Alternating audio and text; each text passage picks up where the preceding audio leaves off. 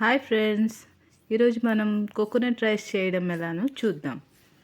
First మనం ఒక కొబ్బరికాయని బాగా చిన్న చిన్న ముక్కలుగా కట్ చేసుకొని దాంతో పాలని తీసుకోవాలి. అది ఒక సైడ్ పెట్టుకుందాం. దెన్ మీరు ఒక పెద్ద బాండీలోని కొంచెం 2 స్పూన్ నెయ్యిని యాడ్ చేసుకోండి. అది కొంచెం వేడయ్యాక అందులో కాస్త జీడిపప్పుని వేసుకొని ఫ్రై చేసుకోండి. అది ఒక సైడ్ తీసి పెట్టుకోండి. అందులో ఇంకొక 4 టేబుల్ స్పూన్స్ ఆయిల్ని యాడ్ చేసుకుందాం. అందులోని బిర్యానీ మసాలాలను వేసుకొని వేపుకోవాలి. దెన్ అందులో ఆనియన్ని వేసుకుందాం.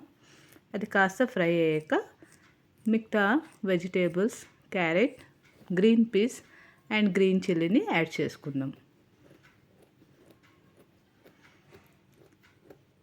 అది కూడా 2 మినిట్స్ ఫ్రై అయిన తర్వాత దాంట్లోని మనం ఇప్పుడు 2 స్పూన్స్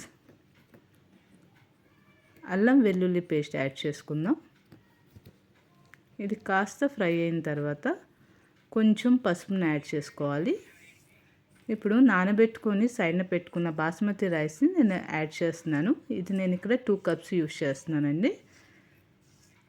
ఇప్పుడు వీటిని బాగా కలుపుకోవాలి. ఒక 2 మినిట్స్ ఫ్రై అయిన తర్వాత ఇందులోని కొంచెం బిర్యానీ మసాలా వేసుకున్నాను. ఇప్పుడు మనం తీసి పక్కన పెట్టుకున్న పాలని ఇందులో యాడ్ చేసుకోవాలి. ఇక్కడ 2:3 రేషియోలో నేను యాడ్ చేశాను.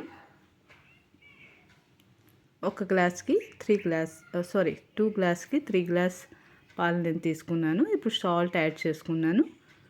ఒక 10 మినిట్స్ లో మీడియం ఫ్లేమ్లో పెట్టుకుంటే ఇది బాగా దగ్గరికి అయిపోతుంది. చూడండి, మన రైస్ అనేది రెడీ అయిపోయింది.